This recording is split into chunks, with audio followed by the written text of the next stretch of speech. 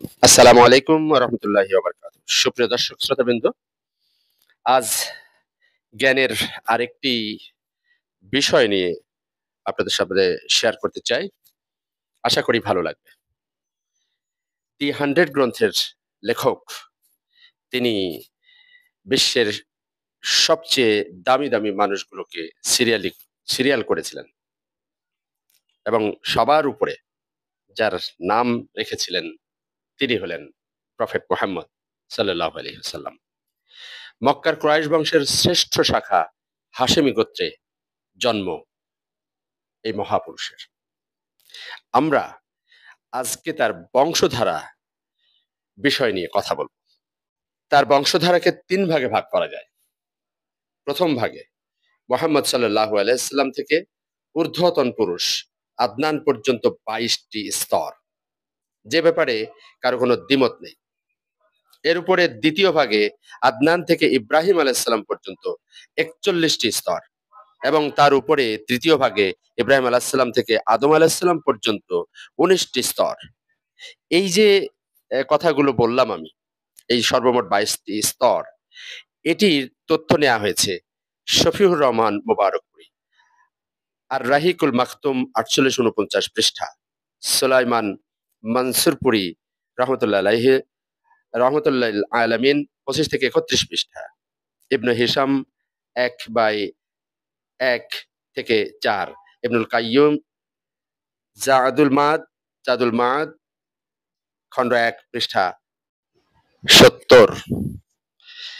এই যে যেখানে নাম ও স্তরের ব্যাপারে বিদ্বানগণের মধ্যে মতভেদ রয়েছে, আমরা নিম্নে আদনান পর্যন্ত বংশধারা উল্লেখ করব, যেখানে কোনো মতভেদ আসলে নেই এবং এতেও কোনো মতভেদ নেই যে আদনান নবী ইসমাইল আলাইহিস সালামের বংশধর ছিলেন। এই যে কথাটি বললাম, এটির তথ্য নেওয়া হয়েছে জাদুল মাআদ খণ্ড ১ ৭০, ইবনে কাসির সিরাতুর রাসূল সাল্লাল্লাহু আলাইহি ওয়াসাল্লাম পৃষ্ঠা ১৩। এরপরে আমরা শুরু করতে চাই সেই বংশধারার নাম আদনান পর্যন্ত। ১ নম্বর শুরু, প্রফেট মুহাম্মদ সাল্লাল্লাহু আলাইহি ওয়াসাল্লাম বিন আব্দুল্লাহ বিন আব্দুল মুত্তালিব বিন হাশেম বিন আব্দে মানাফ বিন কুসাই বিন কিলাব বিন মুররাহ বিন কাব বিন লুওয়াই বিন গালিব বিন ফিহর লকব কুরাইশ বিন মালিক বিন নাজার বিন কিনানাহ বিন খুজাইমা বিন মুদরেকাহ বিন ইলিয়াস বিন মুদার বিন নিদার বিন মাদ বিন আদনান। এই যে বংশধারার কথা উল্লেখ করছি, এইটা যে তথ্য নেওয়া হয়েছে বুখারী আনসারদের মর্যাদা অধ্যায় ২৮ অনুচ্ছেদ নবী সাল্লাল্লাহু আলাইহি সাল্লামের আগমন। প্রসিদ্ধ আছে যে নবী সাল্লাল্লাহু আলাইহি সাল্লামের স্বীয় বংশধারা বর্ণনা করার ক্ষেত্রে আদনান পর্যন্ত উল্লেখ করার পরে উপরের স্তরসমূহের ব্যাপারে চুপ থাকতেন এবং বলতেন বংশবিদরা মিথ্যা বলছে। আর রাহিক পৃষ্ঠা নম্বর ২০, বর্ণনাটি মওযু বা জাল, আলবানী সিলসিলাহ যহিফা হাদিস নম্বর ১১১। এর মধ্যে পরদাদা হাশেম এর নামে হাশেমি গোত্র এবং দ্বাদশতম পুরুষ ফিহর, যার উপাধি ছিল কুরাইশ, তার নামানুসারে কুরাইশ বংশ প্রসিদ্ধি লাভ করে। কুরাইশ শব্দের অর্থ হলো তিমি মাছ, যা হলো সাগরের বৃহত্তম ও অপরাজেয় প্রাণী। এই তথ্যটি নেওয়া হয়েছে বাইহাকি দালায়েল খণ্ড ১ ১৮১ পৃষ্ঠা।